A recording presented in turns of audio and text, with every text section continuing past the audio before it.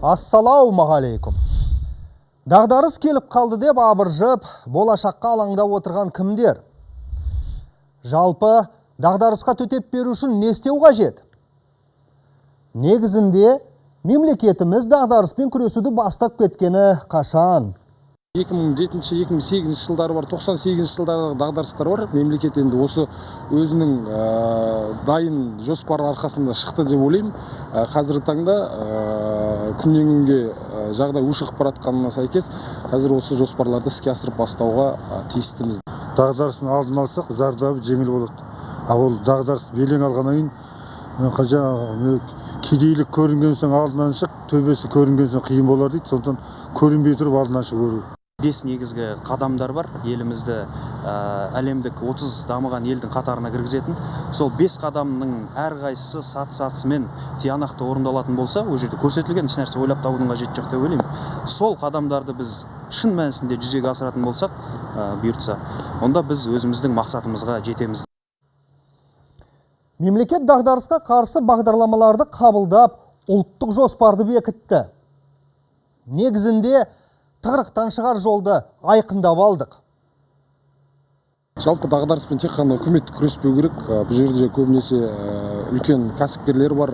Жалпы халық болып жабылып күресу керек. Өйткені халықта тиісінше тиімді шешімдер таба білу керек. Барлық мәселе айналып келген кезде еңбек бәрін жеңеді. Сондықтан қоғамды еңбек етуге бұруымыз керек. Еңбекпен табылған нәрсе ол әрине тұрақты болады. Сонымен қатар сол үшін жұмыс орындарын көптеп ашу керек. Иә, мүмкін кешегі жасалған жағдай кешегі күні қолайлы болған шығар, бірақ бүгін басқа сұрақтар туындап тұр. Сол сұрақтарға жауап іздеу керек. Сол сұрақтардың болдырмауына, сол сұрақтың туындамауына жағдай жасау керек. Әрбір өзгеріс басқа бір жаңа өзгеріске жол ашады. Елдегі саяси өзгерістерден халық не күтіп отыр?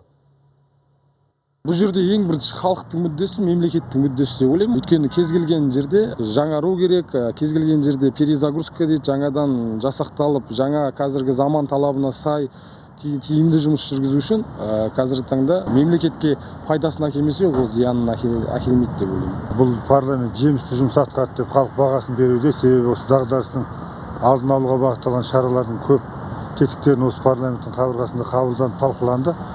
Енді бірақ жаңа леп өзгермелі заманда өзге топтардың келгенде жаңа идеялар туындау керек өзгермелі уақытта. Сондықтан жаңа парламент қалыптастыру туралы өздерінің көтерген ұсыныстарын дұрыс деп есептеймін. Негізінде елдегі жаңа бастамаларды жүзеге асыруға жаңа леп, жаңа серпін қажет. Өздерінің орындаған ойындағы мақсатына жеттік. Енді келесі буынға тағы да соны ары қарай жүзеге асыруға мұрсат берейік деген бір тамаша дүние деп ойлаймын. Алдағы уақытта бұдан да үлкен қиыншылықтар болуы мүмкін әлемдік экономикада. Сол кезде осы саяси мәселемен айналыспай, экономикалық мәселемен айналысу үшін алдын ала өткізген дұрыс деп есептеймін. Алдын ала тас түйін дайын отыру керек. Жалпы мәжіліске және маслихаттарға қандай адамдар келу керек?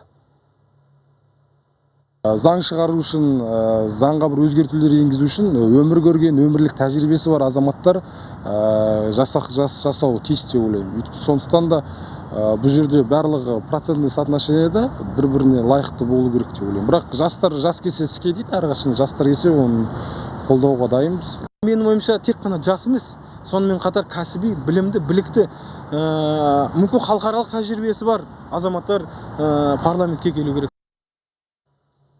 Негізінде депутаттардың үндеуін қабылдаған елбасы қандай шешімге келді? Дәл қазір Ғани Өтепбайұлымен қорытынды жаңалықтар.